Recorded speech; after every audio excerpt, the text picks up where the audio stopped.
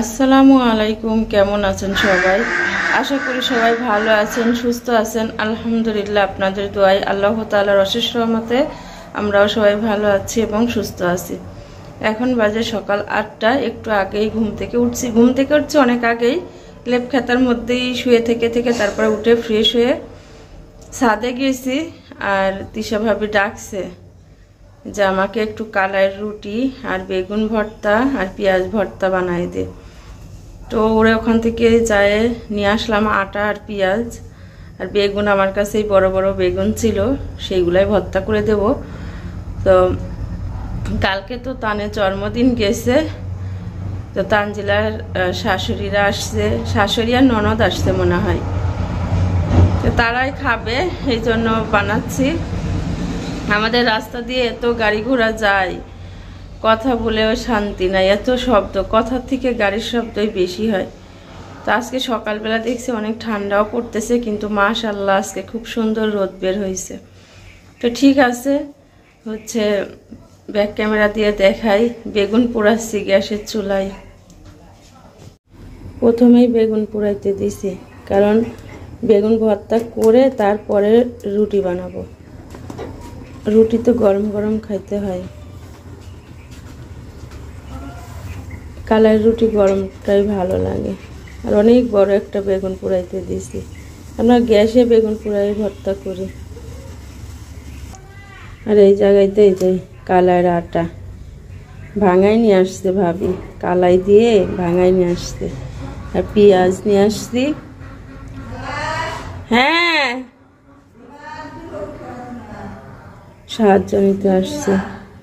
এই যে এখন এই আটাগুলা ঠান্ডা পানি দিয়ে সুন্দর করে মাখায় তারপরে রুটি বানাই দেব। এই দেখেন কত বড় বড় বেগুন কিনছে, মা পাঠায় দিছে কিনে।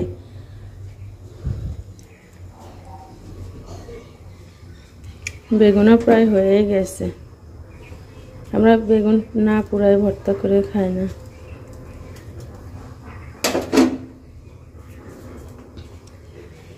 আচ্ছা,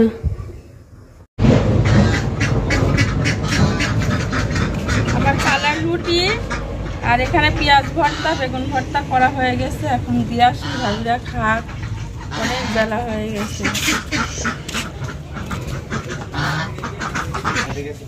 ভাবির ওখানে গেলেই দেরি হয়ে যায়। তারপরও বিয়ান আসছে, বিয়ানের সঙ্গে কথাবার্তা করলাম, আর কি ফাজলাম করলাম, ওইগুলো করতে করতেই আধা ঘন্টা লেগে গেল। তারপরে বাড়িতে এসে ভাত বসাই দিলাম। আজকে প্রেশার কুকারে ভাত বসাইছি। আর এখানে হলো কুমড়ো বড়ির গুঁড়া দিয়ে আমি বেগুন ঘাটি করছি, বেগুন কপি ঘাটি করছি। বেশ কয়েকদিন ধরেই মনে মনে চাইছিলাম যে রান্না করব। আমার কিন্তু 12 সাজা দিয়ে ঘাটি করলে খুব ভালো লাগে। তো আজকে সেই সময়টা হলো, তাই বেগুন ছোট ছোট করে কেটে ঘন্ট করলাম। মাথায় বুদ্ধি আমার যথেষ্ট আল্লাহ দান করেছে। হ্যাঁ, আমার যে বুদ্ধি সলিড বুদ্ধি, আমি কোনো বাজে বুদ্ধি খাটাইনি। না না, তারপর তোমার একটু নরমাল আছে, বুঝছো? সলিড বুদ্ধি আল্লাহ দান করেছে, খুশি হয় জানো।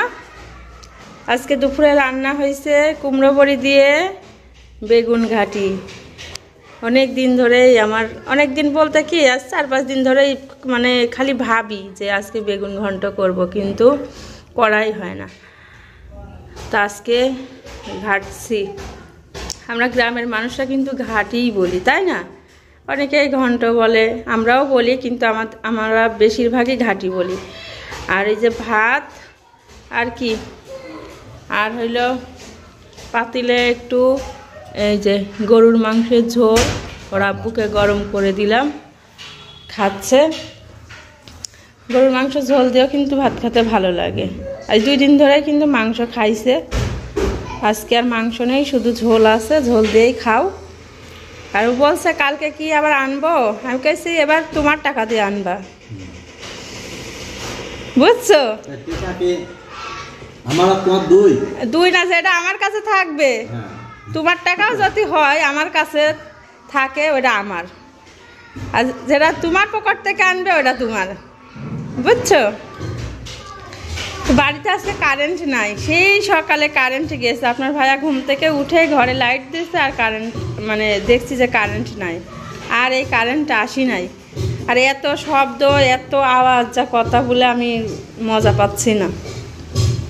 কিরকম হয়েছে ঘাটিটা? অনেক দিন কিন্তু এই ঘাটি খাওয়া হয়নি, কারণ অনেক দাম ছিল, এখন একটু দাম কমছে, তাই না? এই জন্য এখন একটু খাওয়া যাবে। তো ফুলকপি দিয়েছি একটু, আর বেগুন কুমড়ো বড়ি দিয়ে রান্না করছি।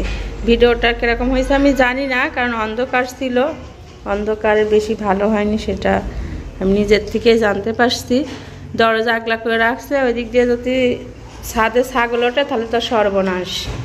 আজকে আবার কুমড়ো বড়ি উঠে যাবে, কালকে আবার ওই যে ওরা দিবে, তারপরেটা উঠলে আমরা দেব। দুই মেয়ে যাচ্ছে হলো বাপ্পি ভাইয়ের বন্ধুর বাড়িতে। বাপ্পি ভাইয়ের বন্ধুর মেয়ের বিয়ে, তা আজকে হলো রং খেলা হবে। তো ভাবি দুই মেয়েকে সঙ্গে করে নিয়ে যাচ্ছে। তো দুইজনাই সাদা ড্রেস পরছে। সবাই কি সাদা ড্রেসই পরবে? তাহলে রং একটু মাখে আসো আর একটু খাইয়ে আসো, ধুয়ে আসো না কো, মুখে করে নিয়ে আসো, যাতে আমরাও দেখতে পারি যে এইভাবে রং মাখামাখি হয়েছে। তার কাকিরা তো বের হয়নি এখনো, কিন্তু আমাদের বাড়ির দুই মেয়ে রেডি। মাস্ক পরার দরকার কি, যাতে রং না দিতে পারে। আচ্ছা যাও, দুইজনা যাও, কোথায় হারায় যাও না, ঠিকঠাক মতো আবার বাড়িতে চলে আসো, বুঝছো? ওরা আছে ওই জামা এডি করাইছে না, এটিও তো সাদা, এটিও সাদা, এটিও সাদা, এটি তো থাকবি না, এটিও জর্জেট, এটি ধুয়ে দিলেও উঠে যাবে। যাও, দুজনা খেলা করছ, ও জানে পড়ে না। পুতুল কই বাবু? পুতুল কই? নাই পুতুল। বাবু পুতুল কই? ওই গাড়ির সাথে যে পুতুল ছিল, হ্যাঁ রিক্সার একটা ছোট পুতুল বসেছিল না, ওইটা। তো মামি আসছে, আর মামা তো বোনের মেয়ে আসছে। ওই ছোট্টটা হলো আমার মামাতো বোনের মেয়ে। তো মামির জন্য হলো সিমাই রান্না করলাম, আসতে একটু আগে। তো নাস্তা পানি দিয়েছিলাম, কেক ছিল, বিস্কুট ছিল, ওইগুলা দিয়ে নাস্তা দিছি। তো এই যে সিমাই রান্না করলাম আবার। মামি হলো সিমাই পছন্দ করে, তারপর ও ছোট বাবু সিমাইটা কিন্তু ভালো পছন্দ করবে, এজন্য সিমাইটা রান্না করলাম। মামি নামাজ পড়তেছে, নামাজ পড়া হলেই দিব খাইতে। আর এই যে মামি আসার সময় বিস্কুট চিপস এগুলো আনছিল, চিপস খাইছে, আর বিস্কুট 2 প্যাকেট আছে। সামিরাকে দিয়ে আসি 1 প্যাকেট, আর তাওহিদকে 1 প্যাকেট দিই। তাওহিদ এনা বিস্কুট নাও, তোর নানি আনছে।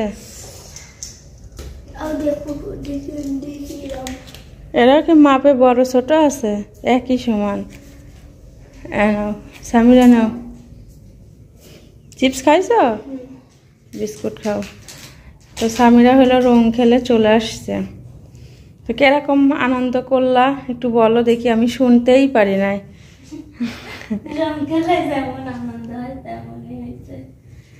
সে গিয়েছে কয়টার দিকে? 3টার দিকে। আর মাগরিবের আজানের একটু আগ দিয়ে আসে। আর ছায়া সামিরা তো রেডি হয়েছে 1টারও আগে রেডি হয়ে ঘুরছে। হ্যাঁ, ওর কাকি বলছে তোরা 2 বোন রেডি হয়ে আয়। এরা তাড়াতাড়ি করে আসি রেডি হয়ে গিয়েছে। এরা ভাবছে যে রং খেলে তারপরে গোসল করব। এইতে এরা 2 বোন গোসল করি নাই, না করে শুধু সাদা ড্রেস পরে গেছে। ওদের রেডি হইতে 3টা 3:30 বাজছে, যাইতে মানে 4টায় বাজছে না আসরের। আইতা তারপরে যে রং টং মেখে একবার ভূত হয়ে আসছিল, কিন্তু আমি সেই সময় ব্যস্ত ছিলাম, ভিডিও করতে পারি নাই, নাহলে দেখাইতাম। শুনলাম যে ওখানে নাকি আগুনে সব পুড়েও গেছে।